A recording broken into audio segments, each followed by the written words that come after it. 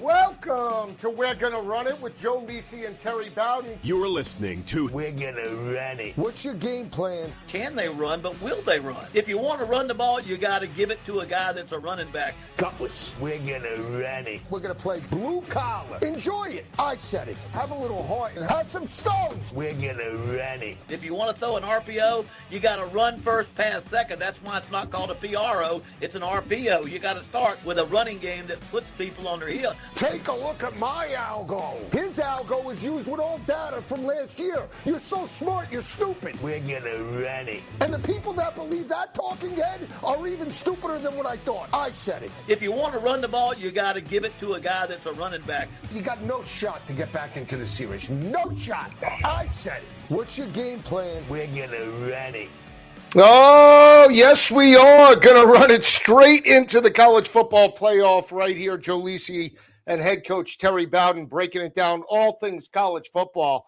College football playoff is set, coach, top 12 teams, and we'll get to that in just a couple of minutes. But we did have breaking news just about 3 hours ago, and Michigan's going to be looking for potentially a new head coach. Sharon Moore fired, let go of cause by the Michigan Wolverines. Interim coach is Biff Poggi, the former Charlotte head coach. He's been on that staff.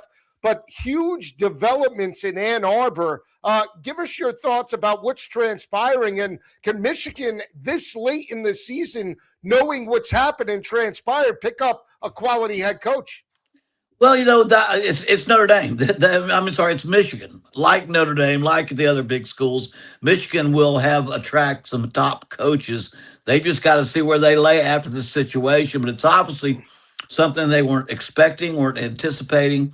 You always hate to hear something fired with cause. You really even don't want to get into the details till you don't know it, except that they're looking for a new coach, and it's late in the coach recruiting season. But that is Michigan. You know, every coach that it's up and coming, every coach that wants to be a great coach, every coach that wants to be the next Bo Schembechler is going to want to go to Michigan. So it's a great job. They'll find a guy, and they will. You know what thing about Michigan is they can talk to a coach that wasn't thinking about leaving their school, that will now start thinking about leaving their school. It's that kind of program. So it's a difficult situation for Michigan. I hate to see it for anybody, but I promise you Michigan will always attract top caliber of coaches. Absolutely. So I think the intriguing part is the names being linked to potentially the Michigan job. So you hear John Gruden, and obviously that connection there is always possible. There's huge sentiment to potentially have John Gruden back on the sideline. It was started in the SEC, but Ann Arbor would be a perfect fit. He has mutual contacts with the school. But Kalen DeBoer's name came up, coach, and that's interesting because he was linked potentially to Penn State if he lost the Iron Bowl. He squeezed it out. They're in the college football play. Could Kalen DeBoer move on from Tuscaloosa if they lose this game to Oklahoma and potentially be the new head coach in Ann Arbor? Well, I see no reason why he would want to go. I mean, you know, they're both almost exactly alike. If you win it all, you're on the hot seat. You're not going to go to a program with more prestige, with more opportunities to win it all, with everything stacked in your favor. He could leave one for the other, but this isn't a case like going to a school where the expectations aren't as high, or you don't have to do it every year. I mean, if it's a tad lower than, Alabama's got more national champions, Michigan's got more long-term history. Maybe the most wins in college football history are in Michigan. So I really don't see that as being something why he would leave there unless he has family in Michigan. I don't know all the details of that, but it will attract a top coach. But a DeBoer kind of guy, he's at Alabama. If he likes to be in a place, there's a lot of pressure, but there's a chance to win the championship. He's already got that. Michigan will find someone with the same thing. And we have to remember, I mean, there are a lot of coaches that are on the verge of being at the right place, whether it be a John Sumrall, whether it be the fella at Golish at Auburn. There are people like that out there, but we'll wait and see because Michigan can attract whoever they want to attract. Yeah, absolutely. I mean, I think it's interesting to see exactly how this situation plays out, potentially for the Michigan Wolverines. do they get this marquee name and do they steal it away from another program? Yeah. We'll see exactly what transpires in the next couple of weeks, and obviously we'll break it down. But let's talk about the top 12 teams. We were on air on Saturday. That was previous to those games, championship games being played. We saw Georgia take care of business. The debate of Miami, Notre Dame. I think they got it right, Miami over Notre Dame. I think the bigger question is, should Alabama have been in with 3 losses, knowing that they got blown out in the game? Thoughts about Alabama's, I want to say, sneaking into the college football playoff? Well, I did not think Alabama necessarily deserved the most to be there. I would have probably taken a Notre Dame or a 10-win, someone with a 2-loss team in there, and not after that bad loss. But if you're going to not just turn your back on the conference championship games, and when you say, hey, if you go in there and lose it against one of the top teams in the country, we may knock you out of the top 12. I think you really make a bad statement there as well. So Alabama, whether they're as deserving, almost as deserving, not quite as deserving, they're right there at that 12-team limit, one above or one below. And so, again, I think they are right there. You can't complain about Alabama, the way they play, the teams they beat. They got pounded pretty bad by Georgia. And we'll find out pretty quickly if they are ready for the conference college football playoffs. Yeah, Georgia, to me, is peaking at just the right time. Right. You and I had talked about it. The offense was there. We needed to see more out of the defense. Well, look at the body of work. Since they got a little bit abused by Ole Miss in the first half of that matchup, from that second half on, that defense has been playing lights out. They shut down some of the most prolific offenses in college football, shut down Haynes King at Georgia Tech. That was a quarterback that was accounting for 339 yards of total offense. They held him under 40 yards rushing, well under 200 yards passing in the game, and they really carried through with Ty Simpson on Saturday. Ty Simpson looked confused. The pressure got to him. We tell Alabama's non-existent rushing attack. They couldn't push around Georgia in the trenches, and that's why that game was lost by the Alabama Crimson Tide. They do have a rematch with Oklahoma, laying 1.5 points. They're 0 for 2. DeBoer is against Brett Venables. Lost with Jalen Milroe last year in this spot, not in the playoff, but on the road in Norman, 24-3 as a 14.5-point favorite, and lost this year as a 6.5-point home favorite to Oklahoma. Oklahoma handed Alabama only their second home loss dating back to 2020. The first one came with Quinn Ewers in Texas. Can Kalen DeBoer and this offense get it right? There's 3 weeks of prep. Do you give the edge to Oklahoma and Venables with that defense, or you give the edge to DeBoer to potentially figure it out? Well, no, I give the edge to Oklahoma because they don't have to figure it out. Oklahoma knows they've got a great defense, they've got a solid offense, and they've got a one-dimensional team coming in to visit them. Alabama minus 3 yards rushing against Georgia. It was deplorable. We said all along, we've been saying this as the season has progressed, that Alabama has got problems. This is not the championship type of Alabama team that can run the ball down people's throat. Yes, they can do a lot with the running game in the next 2 weeks. They can do a lot. They can focus. They can emphasize. They can recreate some blocking schemes that will help them. And as they get into their play calling, into their game plan, they've got to say, okay, we're going to run the ball here. We're going to run the ball here. We're going to run the ball here. Instead of dumping off here and throw the screen there, the bubble here, they've got to utilize, I think, some physicality in their running game, because where that pays off, and Georgia has proven this, in the second half against good teams, your running game wears people down. And it takes pressure off your quarterback. And towards the end of the season, it makes you a better football team. So Alabama's behind the 8 ball a little bit right now, but they've got a couple of weeks. And you know what? They've lost a couple of times to Oklahoma. I got that feeling, that feeling when that team is lost, and they're a good football team. They're not a bad football team. That the cards are in their favor here, that it falls their way right now. And so, you got this, but I'm not ready to pick a winner in that game, but I tend to say, you know what, it's about time Alabama gets their act together, gets behind closed doors, makes some good decisions, and brings out a little better product against Oklahoma than we saw against Georgia. I don't know if I could buy in. I see what you're saying, but I just think Oklahoma's a little more physical on the defensive side of the ball. I'm not ready to make a pick yet, but I still early on do lean to Oklahoma. The fact that they're playing at home, I do Yeah. like Mateer over Ty Simpson in this spot. We've seen Alabama struggle at times in road environments.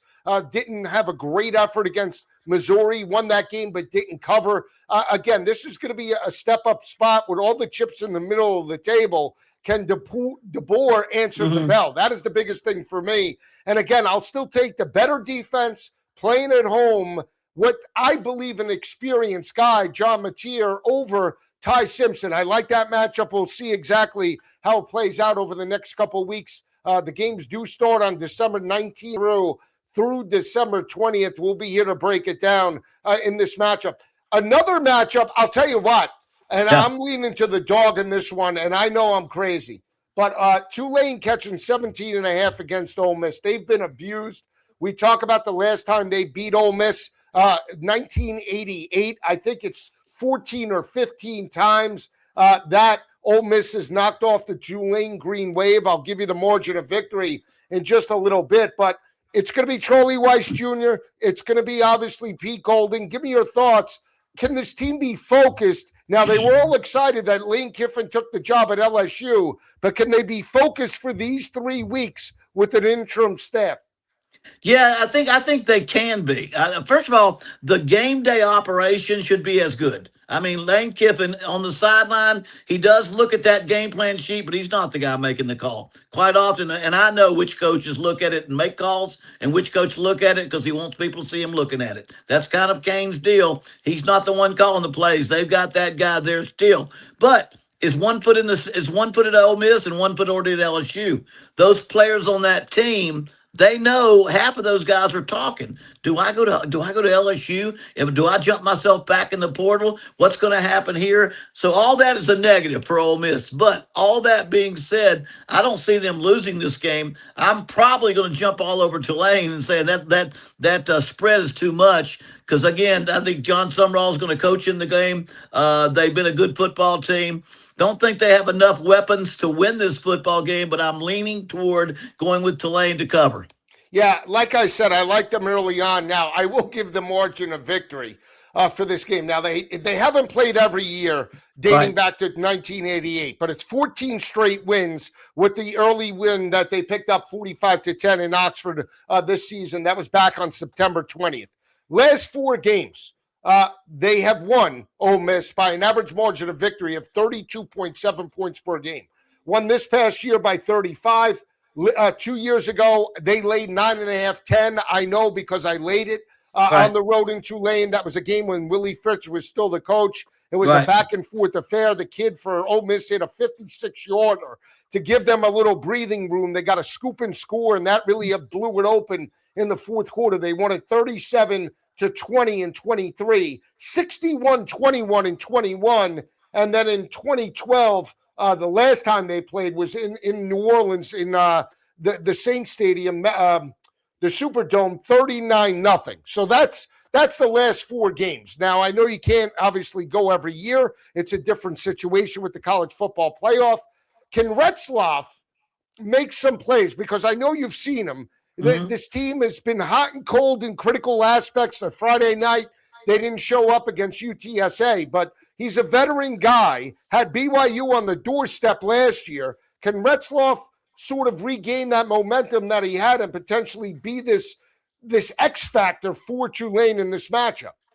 Well, I think he will be an X factor. They lost to Ole Miss early in the season. And again, they've gotten better and better.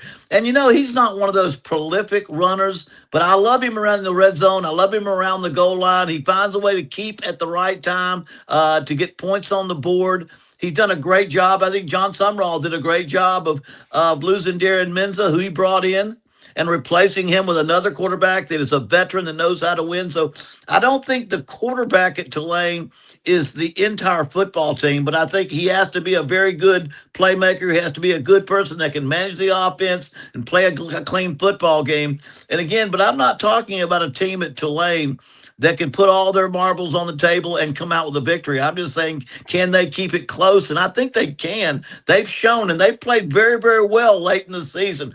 And John Summerall, they've been talking about him leaving for 3 or 4 weeks. That's been on their mind, and it hasn't hurt their play in games they had to win to get to this dadgum playoff game. So I like the way they've played. I like the way they responded. I can't believe that Ole Miss can totally eliminate the distractions that have been there the last couple of weeks to the point where it won't make them lose this football game, but it'll be a little less prepared, a little less focused by a player here or a player there that knows they may want to be going somewhere else. It is interesting as well when you heard the pundits, and a lot of people have been negative on JMU and Tulane making the college football playoff. Oh, they have no shot to win. We get that. We get that they have no shot, but wasn't expansion supposed to benefit the small group of five teams? Wasn't that the reason why we were pushing for an expanded playoff coach when we saw Ian Johnson and Jared Zabransky knock off Adrian Peterson in Oklahoma in the Fiesta Bowl? Is just give the underdog a shot. Wasn't that what we were vying for with expansion? Since when did it be, wow, you know what? These teams have never had a shot to potentially win a championship. Now I've heard people come out as moronic and say, okay, it's a health issue. We got to worry about these teams. Come on. They're playing football. They're group of five schools playing conference championships, and you're not going to give them a shot against the big boys? It's not like, we give shots in college basketball, but we're still allowing the good teams in. The difference with college football is if you don't want to be on the cusp, don't lose the games, Notre Dame, to Miami and A&M. Well, not only that, don't lose the game, but don't bitch and moan because the ACC isn't happy, isn't jumping behind you when you don't even play in the conference championship. If you would play in the conference championship, most likely you would have won. It wasn't a great championship, and you'd be sitting in the playoffs and not a worry in the world. But a couple of things happen. One, yes, we want G5 teams hoping they can play in. 50% of all the Division I players are at the G5 and G6 level. Half the people in the country are not playing at the Power Four. And to give one team that chance. Now, what happened? What happened was, two teams got in. I don't think we were expecting that. Notre Dame didn't get in. I don't think we were hoping that would happen. And then the ACC about got left out until they put Miami in. All three factors came about just to show that we're not quite there yet. We haven't tweaked the playoffs quite well enough. It might be 16. It might be 24. It might do this or that. Are bowls going to be as important? Are the conference championship games going to be important? These are changing times in college football, and we just don't have the answers to all that.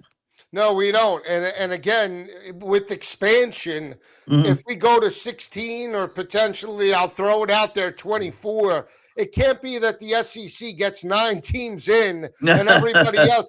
We love SEC football, but I still want to see the top teams play. I want to see the regular season be and matter, as opposed to, all right, we're guaranteed a spot, so you know what? We don't have to play the Iron Bowl as tough as we did because we're already guaranteed a slot. You can't have that. You can't have it both ways. The regular season has to matter, if you don't make it, you have to live up to it. Clark Lee did a fantastic job in taking accountability and said they had 2 opportunities on the road against Texas and on the road against Alabama, and they just didn't take care of business. Yeah, and I think we've got to be careful, too. We've tried to justify teams dropping out and not playing in bowls. We all need to take a breath, count to 100, and think about what we're doing. Now, I go pretty far back, but my old man goes way back. Bowls have been the backbone of college football. Not only have they put money and generated profits and money into football programs, but they've been fundraisers for cities and communities around these teams and have been hugely important going back 50, 60, 70 years. When I was a kid, I went to bowl games when my dad was a head coach. That's what it was all about. So I think we need to be careful that we just throw those aside, just like we have to be careful if we're going to throw the conference championships aside. But I'll say this: the scheduling is all out of whack. The timing of the NIL, of the portal, of bowl games, of coaches leaving early. It's kind of out of whack right now, and I think we've got to try to pull it all together and try to get some kind of direction. Because right now, I really don't know exactly where it's still going. From how much money we're paying to players, to how quickly we change coaches, to whether we're going to have bowls or conference championships or an improved or an increased playoff. Well, here's what I suggest. Tell me if you like this. So, Okay. your good pal Rick Neuheisel was on another show, and Yeah. it said that he is a proponent, or he believes the bowls could be potentially played in the beginning as opposed to the end. So, I don't have a problem with that. If you make it an out-of-conference game and you want to have the Sun Bowl, Ohio State square off against Texas or something crazy like that, I'm all for it. I would love to see it play out on a neutral field. But I'll take it a step further, not so much with the bowls, but solidifying potentially how we could fix this problem. We should have a tier system to take the guesswork out of the college football playoff committee. I think we should have a point system similar to what we have in college basketball. Top 5 win at the time of that win. Top 5, that's either 2 to 5 points, whatever you want to grade it. Top 25 win is 2, and then you grade the teams accordingly at the end, as opposed to letting these people that potentially don't watch football every week make decisions. And I know they're on the committee and they're former ADs. I get that. But when I heard the chairman come out and said, he was talking about the Iron Bowl specifically, Coach, and he said, Alabama played a great first half. They jumped out 17-0. They got the rushing attack going. That was great. Okay, let's talk about that. Auburn was a 5-7 football team. Prior to the win at Arkansas, they didn't have a win in the conference. They were 5-7 and missed out. Alabama was on life support in the second half of the game, and we talked about it. They had one of the worst rushing attacks in Alabama history since before Nick Saban got there. So how the committee was wowed about that. Then on top of it, he goes, they had a gutsy 4th and 2 call in the third quarter. Guess what? The call didn't come in the third quarter. The call came in the fourth quarter with 3 minutes left in the game. That tells you right there that he's not watching the games, Coach. Am I wrong? Well, no, I guarantee it. I almost laugh. It's laughable when I listen to the guys that are making decisions, explain how they're making, why they're making them, and look at their background into what they actually know about what's going on. I've coached in the Iron Bowls a lot. My brother at Clemson was coaching in a lot of these bowl games, and my dad in postseason played in playoffs. That we've done this for 60 years in our family. Why don't you get on the committee? Why don't you well, you get know on what? the committee? Hopefully, I'll do that. I voted for Heisman's before. I hope I get back on the committee because I think I have a better understanding of where we're coming from and where we want to go. But I think we still need to tweak it. We still need to look at objectively look at the entire situation, because whatever it happened, we can get better. Bottom line is this, though. We've got things to argue about. We've got things that we're all excited about. We're paying a lot of attention to games we would not normally pay attention to. So it has not gone to hell. The football season has not gone out the window. We still have an exciting football season. We still have much debate over the end of the season, and we've got an exciting post game lined up. We just got to work out those kinks and then tie it into the portal, tie it into NILs, and how many times you're going to let players come here, go there. All this stuff seems to have come at one time, and we don't have all the answers yet to pull it together. Where is the NCAA in all this, though? What is their job if they can't get ahead of this? I mean, really, it's amazing.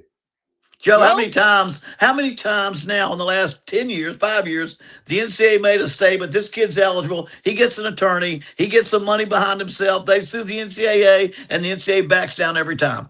There's no backbone there. There's no backbone. I don't know if there's anybody there that stands for anything. And quite often you've got committees of people that aren't really in tune with what the best of college football is playing. So I don't know that the NCAA has had the strength and power. They gave that up to conferences a long time ago. It's the conferences who determine what kind of TV rights they're going to have, what kind of TV contracts they're going to have. And so the NCAA has kind of backed off, been afraid to really address major issues right now. But I think it's time we come together, because we've got something that is on the verge of being a very good situation, but right now it just doesn't seem right. Let me, and it even goes with eligibility to your point. Like Castellanos asked for an extra year of eligibility, was denied, but Pavia was able to play this year with the extra year. I mean, it's just like what is one situation versus the other? What is the determining factor? Is it money? Is it a lawyer? Is it the team? It just doesn't make any sense to me. There's no continuity or consistency from top to bottom with the rules committee or anything the NCAA does in anything that they have done, Coach, over the last 20 years or so. Well, I think it goes back to backbone. I mean, look at I mean, I don't want to pile on Michigan. They've lost their coach, but look at the cheating situation with the signals and all those things. I don't. Where was the NCAA coming from? Where was the backbone? I know back when I was the head coach at Auburn, we didn't do anything wrong, but the staff before us got caught violating rules. Our team went undefeated, never broke a rule. And we were not allowed to play in a championship game. As I said, back then, at least there was a backbone. I didn't like it, didn't want it to happen that way.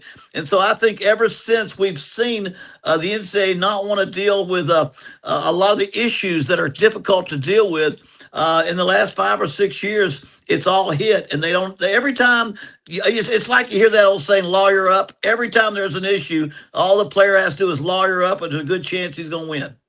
Yeah, we will see exactly what transpires with some of the transfer portal, with some of these kids. You and I didn't talk about Matt Campbell. Yeah. I like to hire about Matt Campbell. It's just how Penn State went about it, Coach. They went a full 360, burned how many bridges with coaches after they fired James Franklin. If they would have just hired or went for Matt Campbell right when they fired James Franklin, I don't think anybody would have had a problem with it. It was like by default they got Matt Campbell's there, let's get him. I don't think there's a definitive way in which universities get rid of a coach or hire a new coach. Everybody has their own situation. Do we deal with the trustees? Do we just the athletic director? Does the president get involved? Do we have a search committee? Are there 2 or 3 big boosters that have got to say yes because we're going to depend on their money? All those things are out there. Every school's a little different. I know I've sat in interviews at big schools. So has my brother. So has my father. We've all been around this thing. But let's take this back to Matt Campbell. If he wasn't the first choice, he was the best choice. I believe he was a perfect choice for that job. He represents that, Pennsylvania. I don't know if you call Pennsylvania Northeast or Midwest, but Pennsylvania and Ohio, where he comes from, very similar. Great high school football, traditional power football. Penn State and the Ohio schools where Matt comes from, Massillon High School, I believe, where he played high school football. I just think he's perfect for the choice. Tough guy. He's not a showy kind of guy. He understands how to bring in the staff. He kind of plays Penn State football, but I will say this. You really stuck it to me the other day. They need to get a great quarterback. Quit playing around with just being fullback you or linebacker you, tight end you. Get you a big-time quarterback to go with all that because Ohio State started doing it, and even Michigan started doing it. You got to do it too. Yeah, and think about what Matt Campbell had.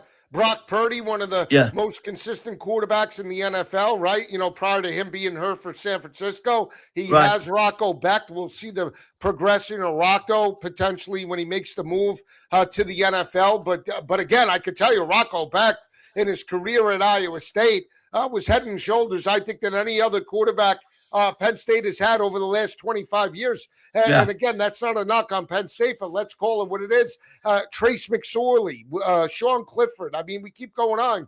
Hackenberg, Zach Mills, Darrell Clark. I mean, Michael Robinson. I mean, those are the quarterbacks. And Penn State recruits not just PA and Ohio. They recruit New Jersey. They recruit New York. You telling me you can't get a 5-star athlete out of the quarterback position, especially with NIL, to lure him in? I just don't understand it, Coach.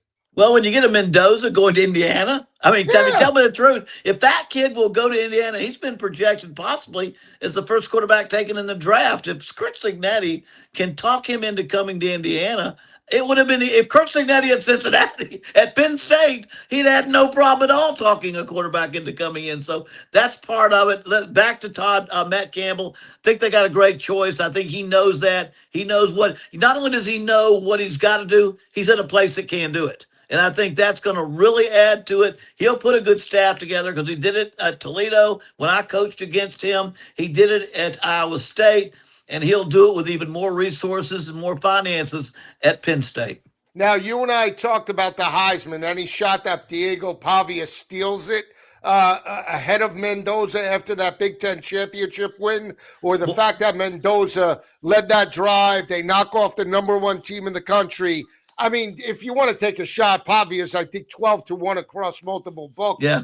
But, is he a forgotten thought now, or is there any slight chance Diego Pavia has life in a heartbeat this weekend? I was trying to pull up my list right here. What is he, 1,000 plus 1,000 right now, 10-1 to win it. It's way up. The Mendoza probably. I think Pavia is the clear-cut, deserving quarterback to win the Heisman. When I look at his accomplishments, his body of work, what he did for a program, he has kind of been a generational quarterback at Vanderbilt. Never have they won 10 games in a season. He beat top teams. I really think Indiana is so good right now, and I'd take nothing away from Mendoza. And yes, I think he's probably going to win. If I want to have some fun with it, I'd put my money on Pavia and hope somebody does some great PR work in the next week or so nationally. But I don't believe you quite have that interest because I think the fact that Mendoza did a great job through a touchdown pass with 2 minutes left in the game to beat Ohio State in the Big Ten championship after having a great pass, against Penn State to win that game that was kind of one of those ESPN top 10s of all year. He kind of did the things he had to do. But in my mind, I watch, and you and I both watch a lot of football games in every conference. What Pavia did at Vanderbilt, I think, was even better than anybody else did at their schools as a football player. Absolutely. So we have Army-Navy this weekend taking place in Baltimore. It's been dominated since 2016 by the Cadets for the most part. They have won 6 of the last 9 against Navy. Navy picked up this victory last year, dominating. The over did, I believe, come in 31-13. Typically, they broke the string when I think they went to overtime. The 20-17 win back in Philly in 22. That game went into overtime. They could have really sent the game in an uproar. The kid for Navy fumbled on the goal line. But you give the edge to Navy, obviously, but I always like taking the points in these games. Give me your thoughts just about the atmosphere, because the standalone game is the culmination for me of the end of the football season. Yeah, this is one of the great games in college football. I had the fortune when I worked at ABC with you at ABC Sports in New York. I got off early enough; they let me cover this game. I would go cover the Army-Navy game from the booth, and it was my favorite. Just the way the game's played, the importance of it. This is the national championship. This game, you have to be an Army or Navy to understand how big this game is. You just can't imagine how big it is. And it's one of those games that these two teams understand what each other does. If you look at the last 10 years, Army, I think, has won 6 out of 10 or 7 out of 10. And so they've had as good a record. But the quarterback goes to Navy this year, with Horvath being the comeback quarterback at Navy. But I tell you, I think 8 out of the last 10 years or 7 out of the last 10 years, they've been under 38.5 points. It's an under. This game to me is an under. When you play Army, and I played them 2 years up until the last year when I left ULM, teams that don't play those academies and those type of offenses, they're high-scoring games. But almost every time they play each other, it's 17-14. It's 21-13. It's low. It's a low-scoring game because they spend their whole year training for that type of offense, and then that game means so much, and they've got a couple of weeks to prepare for it. So I'm looking up the number one thing in this game. Even at 38.5, I believe is where it is right now. I'm taking the under. And looking at the way Navy's 9-2, I think you've got Army 6-5. I think you got to go with Navy in this football game. Yeah, Navy definitely with the better passing attack as well. They've thrown it a little bit better, obviously, than Army this year. Let me just give you some Army stats just so you have it up there. Army right now, Coach, averaging 23 points a game. Defense, they're still sound, holding opposing offenses to 22.5 points per game. You'll just look at their body of work over Yeah. the past couple of weeks leading up to this game. They beat up on UTSA away from home at Texas San Antonio 27-24. They beat Temple 14-13. They beat Air Force 20-17, beat up on Charlotte 24-7. So very close games. To win against UAB 31-13, 4-2 on the road or on a neutral field site. I actually like that. Again, in this type of rivalry, I'm inclined to take the points. Total, I don't know if I can get there at 38.5. I don't know. Maybe from an in-game perspective, I could jump on it. We'll see as we inch closer. Typically, it's a 3:30. I thought 3:30 start, 3 o'clock on Saturday afternoon as well. Big picture, and then we'll dive into this more next week. But out of the one seeds or the seeds that got buys, were you impressed? Obviously, Georgia. Were you impressed with the Texas Tech beatdown of BYU? Yeah, I think the two teams that aren't favored in the odds. I mean, the odds are still going Ohio State and Indiana. But I really like Georgia and Texas Tech. I like the way Texas Tech could score points, how dynamic they were on offense, how strong they were on defense. I mean, I think they held BYU to their lowest yard total of the entire season and dominated that football game against BYU to get their second win. How much they've dominated in each of their wins. They've lost one game this year when their quarterback was not healthy. I think the two teams that can, and I do think Indiana and Ohio State, give them credit. I believe they deserve to be where they are. But if I was going to make some money on this deal, I might go with Georgia first, Texas Tech second. Say I like them odds. Yeah, we'll say I still like Georgia as the Yeah. team. But Texas Tech is interesting because of how good that defense is. Right. And I'm not sold on Behren Morton that much because, again, I've been on Texas Tech the last couple of years. They haven't had the defense that they've had, obviously, this year. And as good as they are, I mean, entering that game against BYU, they were holding opposing offenses to 64 rushing yards per game, 2.6 yards per rush. You look now at their stats, coach, and they've been tested. Right? I know it's the Big 12, 10 points per game allowed, right? You just look at the body of work, 5-1 on the road. The rushing defense right now, the best in college football, 68 yards on the ground allowed, 2.3 yards per carry. They have not allowed a team to rush more than 127 yards per game. The highest total came against Kansas State. That was a game that they won 43-20. So, I mean, whoever they match up with, big picture, if they could shut down the run, they're going to be in every game that they play. Yeah, that's exactly the way they've done it. They have been such a strong football team. They score. And I want to say this. When we look at this team, we've made so much about their portal transfers and the money of their NILs, what that bought them. And I was watching that game and listening to the commentators, and they mentioned that both linebackers have played in over 40 games. The quarterback has started 35 games. They have taken veterans, people developed within the program that have a passion for that school, who stayed with that school and added great athletes. And I'm afraid that's the kind of the way you got to go in the future. That's the way you got to go to win it all. You've got to keep some guys that grew up loving Texas Tech or loving your school, then add the very best players in the country that money can buy. And I think you combine those two things and you have what they have. But defense, the way they have outscored people, I really like what Texas Tech has done. And I do think they have a blueprint for how you combine taking your veterans that you're giving out of high school, combining those with the best athletes in the country, and putting your money on defense as well as offense. Yeah, exactly. We will see exactly what transpires with this team moving forward. I am curious to see how they play big picture. Joey McGuire picks up his first Big 12 titles. High school football coach, Dion has talked very highly about him. He coached one of Dion's sons at the high school level. And being from the state of Texas is important, right, when you're recruiting all of those local high schools, because we know the talent now, Texas, Louisiana, is going to be going up against Lane Kiffin.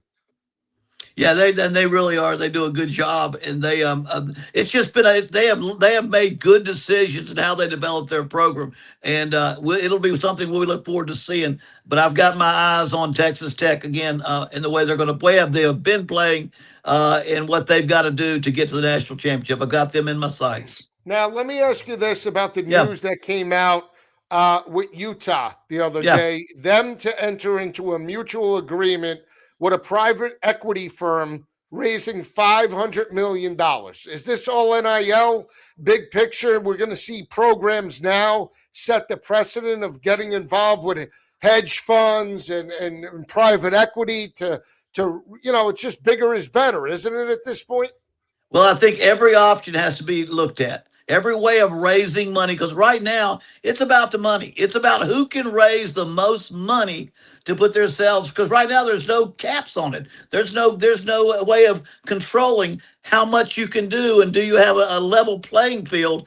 And so you've got to find ways. And these equity funds, these teams, these programs, and I've seen this talked about in the last year or two. Not sure how people are going to put it together, but this has been something several schools have talked about, getting equity funds and finding better ways or more ways to attract even more income into their program, and people investing in these programs. So, okay, so that's from the school perspective. Right. Let's look at it from the private equity perspective, because these funds don't put up money without trying to get at least their money back and interest. They're worse than Shylocks, right? So how is the private equity? Are they going to take a piece of the gate? Are they going to take a piece of any sponsorship that comes in? How does the equity firm that's putting up $500 million, how do they profit off this?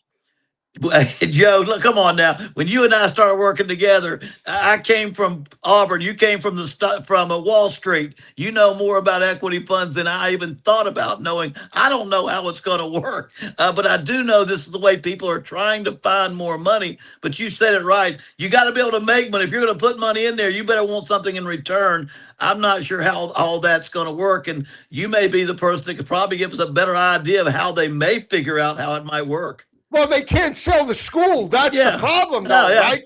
So it's got to come from somewhere. It's got to come from TV dollars. It's got to come from, obviously, sponsorship, Right. revenue coming in from the stadium, sponsorship and TV deals. Obviously, players, if they got to get their money back. So they're not putting up $500 million with the hopes of putting up $500 million and in 10 years getting $500 million back. They're putting up $500 million with the hopes of getting $1.3 billion back maybe within 2 or 3 years. And that's what the problem is, because now we're supposedly talking about student athletes. We know that that's not the case anymore. It's pay for play up until this point. And who's accountable? Is the school accountable? Because if the kid doesn't perform, now you're gonna hold the kid accountable, the student athlete or the chancellor. Somebody has to pay for the bad decisions. Yeah. I think everybody that we've talked to and everybody I read about is everybody's trying to figure out where's this going? How do we head this thing off? How do we get some kind of reasonableness to our NIL limits, the equity funds, money, how far can it go? Where does it fit in? I think all those questions are one that still have to be answered, because it's, the giving players NIL money. It's not like you can do it 1 year and that's it. If you want to keep this thing going, you got to keep going. You can't win 1 year and let that victory or let that championship glide you through the next few years. You got to do it again and again and again. So like you said, there's got to be some type of return when we're not just boosters doing it because we love the school and we love our school winning. Yeah, and that was basically, that move was done, I believe, for Utah because of how much money Texas Tech put in the program. Yeah. Right? They originally last year or 2 years ago, when NIL came out, they gave a guaranteed $50,000 to every student athlete, including, I believe, walk-ons. I could be wrong about that, but that was $50,000 straight up for every one of their athletes on the college football side. So Utah, that was known and picked after they moved on from the Pac-12 to be at the top of the Big 12. They were supposed to be the big dog. All of a sudden, Kyle Whittingham and that team got knocked around last year. And now, yeah, they did step up and have, they were in a running for a Big 12 championship, but Texas Tech got them. And now I think it's like, hey, you see a copycat league, right? If that's what Texas Tech is doing and they were able to elevate their program within 3 years, we have to do it too. But that's Utah, Coach. Yeah. I mean, we're not talking Ohio State, Michigan, or some of that. We're talking Utah. Yeah, I think there's definitely a difference. The playing field has changed.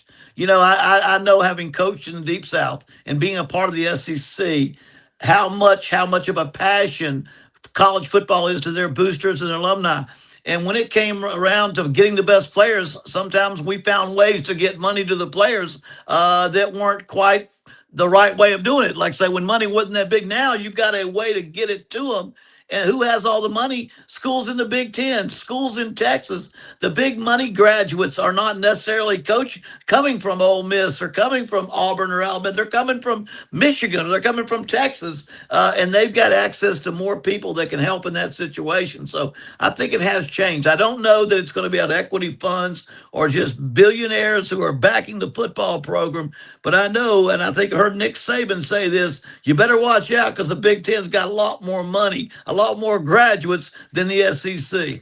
Yeah, absolutely. I guess we will see how this situation plays out across the landscape of college football. Is there one matchup you're interested in watch? I want to see the Alabama-Oklahoma game, and I am interested. Are you going to watch the two lower tier games, James Madison and Tulane, or are you just going to dial into the two big ones of Texas A&M and Miami and Alabama-Oklahoma?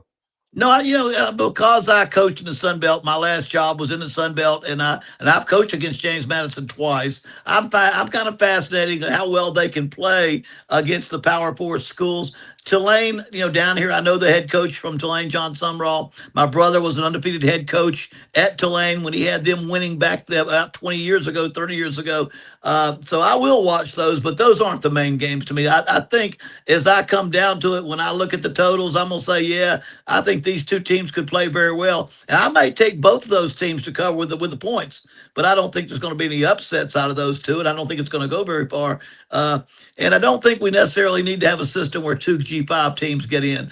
One would be sufficient to give us that Hoosiers type of atmosphere where everybody has a chance. But I think we've gotten ourselves into some real issues when we have two G5 teams in the top 12. Now, if they do strike the upset, though, that's going to shut everybody up, right? If James Madison and or Tulane, or if both of them strike the upset, what is everybody going to say then, Coach? That's just the next chapter, And don't get me wrong, these Sun Belt teams, these conference, American Conference, they upset Power Four teams every week. We see it happen, but we're talking about the top 12 teams in the country, and we're talking about a little different animal now. And now we're talking about the very best in the group of five level beating the very best of the group of four level, and that one has become harder. I think it's hard to distinguish between the bottom half of G4s, G5s, the top half of G5s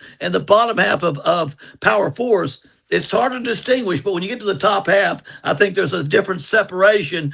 Again, as long as coaches do their job, best athletes will almost always win, and there are better athletes top to bottom on these Power Four teams. Yeah, there are. And again, I feel the team nobody's talking about in this happens to be Oregon. I don't know why, but Dan Lanning has done a fantastic job with the Ducks. Obviously, Dylan Gabriel moving on to the Browns. He gets Dante Moore. I feel they're physical. They can run the football. If they do take care of business against James Madison, laying the 21.5, Coach, they can make a run.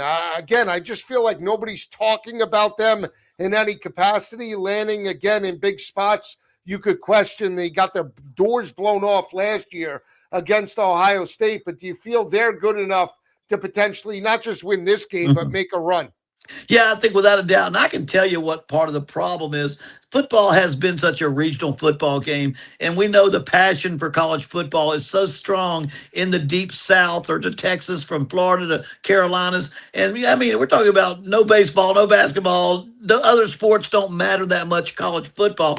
And we don't pay attention to the West Coast over the years, and we don't really realize it. I didn't really watch Oregon as much as I have the last couple of years. When I watched them run the football, I think against Minnesota, when I watched the way they just play, and I've been to their stadium, how big that impact is, I think we have a better respect now for the Oregons and the Washingtons and the way they play than we had in the past. But it's going to take a year or so of them just knocking people off. Oregon didn't have a great playoff last year. The SEC still put 5 teams in the playoffs. But I think, I tell you, I'm kind of like you. I like Texas Tech and Georgia as my 2 teams that I like that aren't on the very top, but you got to put Oregon right there with them because the way Lanning does a great job of coaching and the way they played football, and they have brought in the best football players. They have now. A&M and Miami played, I believe, in 23. I just want to check that. Miami won the game 48-43. That was 2 years ago. I like this Texas A&M team. I like Marcel Reed. I like their third down defense. Again, this Miami team has a new lease on life. They should come out pumped in this game. But you and I have said it. Going to Kyle Field, that's a different animal. 110,000 plus. This is the biggest game Miami stadium-wise has played in all year. For a majority of the year, they were in the state of Florida. Can they go into Kyle Field, 3.5-point dogs, and pull out the outright upset against Mike Elko and that defense right now? Yeah, I don't feel good about them as a team that'll go in there and win that football game. Texas A&M at home, Texas A&M with their defense, with their third down defense and the way they play, and it is an incredible home field advantage. Miami has not been exposed to that type of away game atmosphere as much as a lot of other teams have. And so to me, it's about Marcel Reed playing his game. He didn't have a great game against Texas.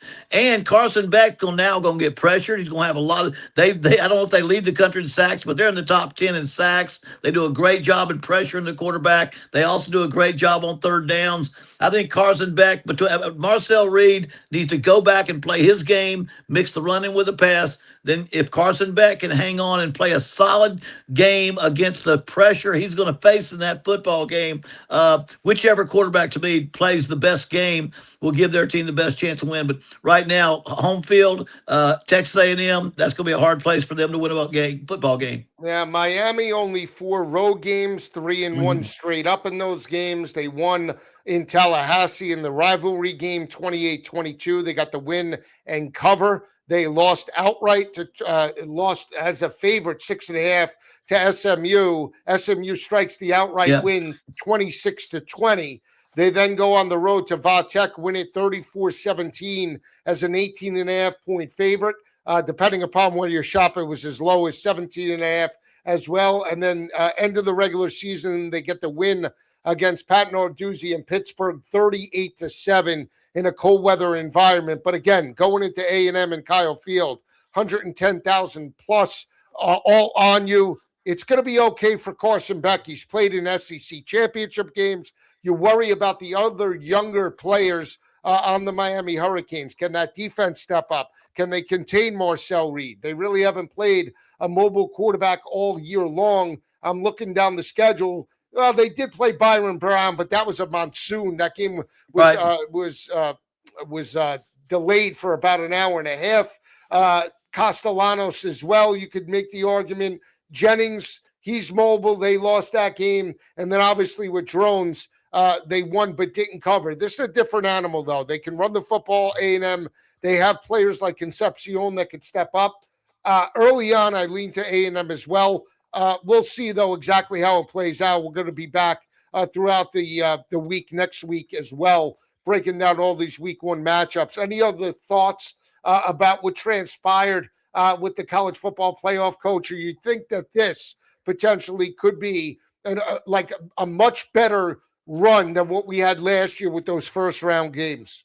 Yeah, I really do. I really think we've got a good combination of we got really a lot of very, very strong teams. And I think of the teams, the way they played, who can knock off someone else. It really goes through the top 8 or 9 teams, I think, with not necessarily a chance to be favored to win the national championship. But if you don't play well, you're going to get beat. And I can see that from any of those teams. I don't care whether you're playing Ole Miss, Texas A&M, Alabama, any of those teams. If you don't play well, they can line up and beat you. And I think that wasn't the case always last year. So should be exciting. We've got a lot of great games, and everybody's got a couple of weeks right now till we get to the 19th when we get that first round of playoffs that they're going to play. Yeah, absolutely. Coach and I will be back next week with 2 shows breaking down all the college football playoff games. We have Army Navy this week, Heisman Trophy, and then we'll recap everything going into the week of December 19th for head coach Terry Bowden. I'm Joe Lisi. Have a great day, everyone. We'll see you next week.